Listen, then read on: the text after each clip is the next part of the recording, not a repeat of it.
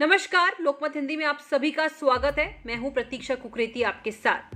Corona की रफ्तार बेकाबू होती जा रही है। हर रोज रिकॉर्ड तोड़ मामले सामने आ रहे हैं। मौतों का आंकड़ा भी बढ़ रहा है। आसपास से कई भयानक तस्वीरें सामने आ रही है। ऐसे में राहत भरी खबर यह है कि आज से 18 साल के अधिक उम्र के लोग कोरोना वैक्सीन के लिए रजिस्ट्रेशन करा सकेंगे। यानी 1 मई से 18 साल के अधिक उम्र के लोगों को वैक्सीन लगाने की प्रक्रिया शुरू हो जाएगी। इस बीच आप सबके जहन में कई तरह के सवाल हैं कि कोरोना वैक्सीन हम क्यों लगाएं, ये कैसे असर करेगी, और कोरोना वैक्सीन लगाने के बाद भी लोगों को कोविड हो रहा है तो हम वैक्सीन क्यों लगाएं। इसी पर बातचीत करने के लिए आज लोकमत में हमारे साथ बहुत ही खास मेहमान जुड़ रहे हैं। हमारे साथ जुड़ रहे हैं doctor Romel Tickoo, director internal medicine, Max Hospital Saket से। सर, स्वागत है आपका लोकमत हिंदी में। Thank you ji, thank you so much. Sir, पहला सवाल यही है, बहुत कॉमन सवाल है। कई लोग पूछ रहे हैं कि हम कोविड वैक्सीन क्यों लगाएं, ये हमारी बॉडी में कैसे काम करेगा, क्योंकि कोविड वैक्सीन लगाने के बाद भी लोगों को कोरोना हो जा रहा है। देखिए, अभी जो केसेस बढ़ रहे हैं, आप देख रहे हैं सेकेंड वेव में कितने लोगों को अब कोरोना हो रहा है और कितने लोगों की जान जा रही है हर दिन। तो वैक्सीन ही एक तरीका है जिससे हम बच सकते हैं इस बीमारी से। हर्ड इम्यूनिटी के लिए मतलब 50-60% लोगों को जब होगा इन्फेक्शन पूरे देश में, तभी जाके बीमारी थम जाती है। और वो तभी होगा जब लोगों को नेचुरली इन्फेक्शन होगा या उन्हें वैक्सीनेशन दी जाएगी। तो वैक्सीनेशन बहुत इंपॉर्टेंट हथियार है इस बीमारी को रोकने के लिए और जाने बचाने के लिए भी। सिवियरिटी ऑफ डिजीज भी कम होती है।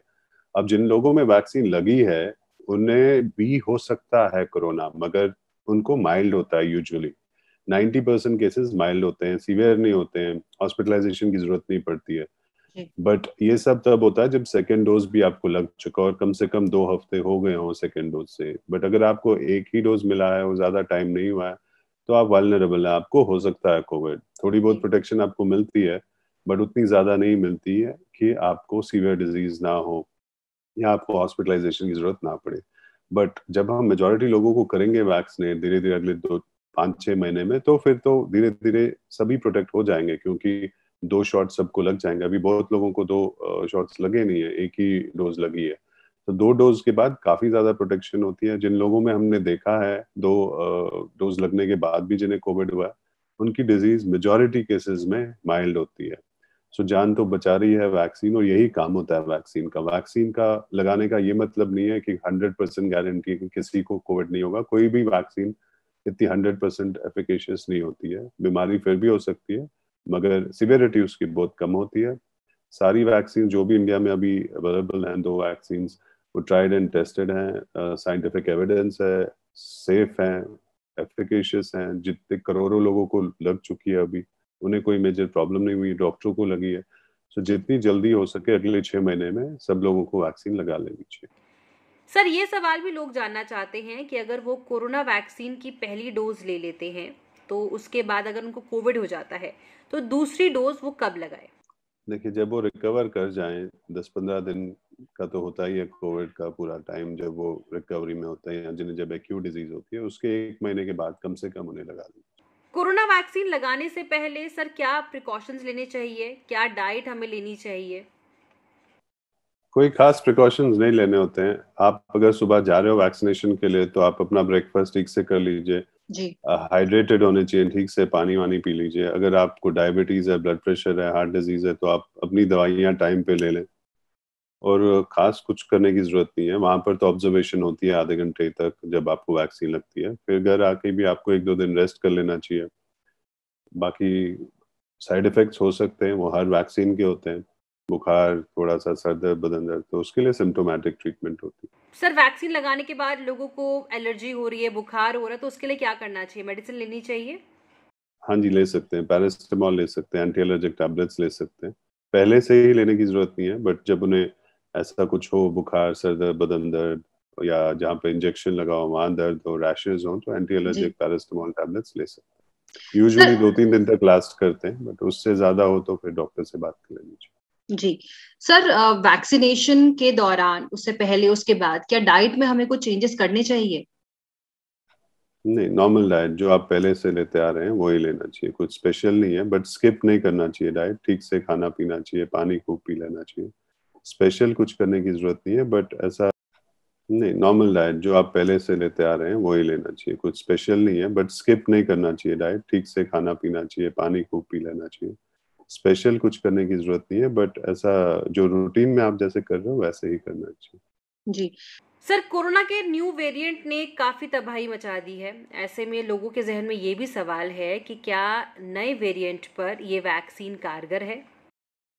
देखिए, इसके बारे में ज्यादा अभी जानकारी है नहीं, इस पे स्टडीज हो रही हैं, आगे पता चलेगा हमें, बट जो अभी तक है डेटा, जो यूके स्ट्रेन है उसके अगेंस्ट तो कर रही है काम, ब्राजीलियन स्ट्रेन और साउथ अफ्रीकन स्ट्रेन के अगेंस्ट हमें ज्यादा कुछ अभी पता नहीं है, वो ज्यादा यहाँ भी प्रिवलेंट है भी नहीं। यहाँ जो यूके स्ट्रेन है उसके अगेंस्ट लग रहा है कि कर रही है प्रोटेक्शन, कितनी प्रोटेक्शन है वो बता नहीं सकते, बट जी प्रोटेक्शन तो है। जी अ, सर, जो लोग पहले से ही बीमार है, जिनको हाइपरटेंशन है, बीपी है, कैंसर है, डायबिटीज के पेशेंट है, या फिर प्रेग्नेंट लेडीज है, वो वैक्सीन कैसे लगवाएं या क्या प्रिकॉशंस ले वैक्सीन लगवाने के बाद? देखिए, जिन्हें क्रॉनिक मेडिकल प्रॉब्लम्स है, हाइपरटेंशन है, हार्ट डिजीज है, कैंसर पेशेंट्स हैं, उन्हें तो वो तो हाई रिस्क होते हैं कॉम्प्लिकेशंस के लिए, उन्हें तो पहले ही लगा लेनी चाहिए, जब भी वो एलिजिबल हो जाके लगा लेनी चाहिए। कोई स्पेशल प्रिकॉशंस नहीं लेने होते हैं, बट अगर उन्हें शुगर है, ब्लड प्रेशर है, तो वो कंट्रोल में होना चाहिए, अपने डॉक्टर से बात कर लेनी चाहिए लेने से पहले। बाकी जो प्रेग्नेंट वुमेन वगैरह हैं उनके लिए, उनको भी अपने डॉक्टर से बात कर लेनी चाहिए कि उन्हें वो ले सकते हैं नहीं ले सकते हैं, किस स्टेज पे हैं वो प्रेगनेंसी की, उनकी क्या हिस्ट्री है, एलर्जी जिन्हें पेशेंट्स को, कैंसर पेशेंट्स हो, ऑटो इम्यून डिसऑर्डर्स हो, स्टेरॉइड्स जो लेते हैं, जी इम्यूनोसप्रेसेंट्स पे, उन्हें अपने डॉक्टर से बात कर लेनी चाहिए एक बार लेने से पहले।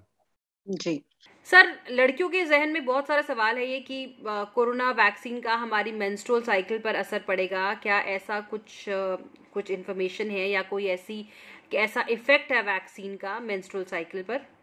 नहीं नहीं, ऐसा कुछ भी नहीं है, ऐसा कोई भी इफेक्ट नहीं है। जो साइड इफेक्ट्स मैंने बताया आपको वही है, परमानेंट वैसे भी कुछ नहीं होता, और ऐसी कोई भी चीज वैक्सीन से नहीं होती।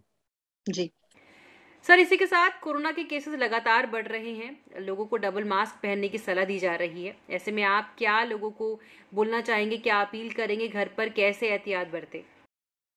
देखिए, जितना हो सके आपको घर पे ही रहना चाहिए, बाहर बिल्कुल नहीं निकलना चाहिए। अगर आप वर्क फ्रॉम होम कर सकते हैं तो करना चाहिए। अगर इमरजेंसी है, कोई डॉक्टर के पास जाना, हॉस्पिटल जाना है, या दवा खरीदनी है, मिल नहीं रही है, तो तभी आप बाहर निकले। बाहर निकले तो डबल मास्क लगाएं। बिल्कुल सही बात कही है आपने, क्योंकि जितना हम अपने आप को प्रोटेक्ट करेंगे उतना ही हम इन्फेक्ट होने से बचेंगे। और जो हम नॉर्मली मास्क लगाते हैं, जो सर्जिकल मास्क होते हैं, वो देती है काफी प्रोटेक्शन, बट उसमें गैप होता है जी जहाँ से वो एरोसॉल्स और इन्फेक्शन अंदर आ सकता है। इसलिए उसके ऊपर आपको एक कपड़े का टाइट फिट मास्क लगा लेना चाहिए, सो दैट गैप ना हो, और एक एक्स्ट्रा लेयर मिल जाती है प्रोटेक्शन की। जी तो सर्जिकल मास्क, उसके ऊपर एक टाइट क्लॉथ मास्क, कपड़े का मास्क लगा लें तो आपको ज्यादा प्रोटेक्शन मिलती है। जो लोग N95 मास्क लगाते हैं उन्हें जी जरूरत नहीं है और कुछ लगाने की, क्योंकि वो टाइटली फिट होता है फेस पे। और बाकी कपड़े के मास्क अगर आप अकेले लगा लें तो उससे बहुत ज्यादा प्रोटेक्शन नहीं होती है, 50% होती है। सो जितनी लेयर्स हो उतना जी बेटर है। तो कपड़े का मास्क आप धो सकते हैं, दोबारा यूज कर सकते हैं, बट सर्जिकल मास्क और N95 आप धो नहीं सकते, वो खराब हो जाता है। जी तो ये जो सावधानियां हैं ये तो बरतनी होंगी। घर पे बैठना है, मास्क लगाना है, बाहर निकले तो सोशल डिस्टेंसिंग मेंटेन करनी है, क्राउडेड जगहें अवॉइड करनी होंगी। जी जी शुक्रिया सर हमसे बातचीत करने के लिए, और आपने जो इन्फॉर्मेशन कोरोना वैक्सीन को लेकर दी है, आई एम श्योर हमारे व्यूअर्स के लिए बहुत ही यूजफुल साबित होगी। Thank you ji, thank you. तो ये थे हमारे साथ डॉक्टर रोमल टीकू, जिन्होंने कोविड वैक्सीन को लेकर कई तरह के जो सवाल आपके जहन में थे उनके जवाब देने की कोशिश की है। ऐसे में कोविड वैक्सीन लगाना बेहद जरूरी है हम सभी के लिए। कोरोना से साथ मिलके लड़ना है, साथ ही डबल मास्क पहनिए, सोशल डिस्टेंसिंग का पालन करिए और टाइम टू टाइम अपने हाथ धोते रहिए। इस वीडियो में फिलहाल इतना ही। फिर मुलाकात होगी आपसे एक नई वीडियो के साथ। और आप भी हमें कमेंट सेक्शन में बता सकते हैं कि आपको हेल्थ से रिलेटेड कौन सी वीडियो पे हमसे बातचीत करनी है। कोई आपके शक सवाल हो, आप हमें कमेंट सेक्शन में बता सकते हैं। साथ ही देश विदेश की तमाम बड़ी खबरों के लिए देखते रहिए लोकमत हिंदी। अगर आप ये वीडियो फेसबुक में देख रहे हैं तो हमारे फेसबुक पेज को जरूर फॉलो करें।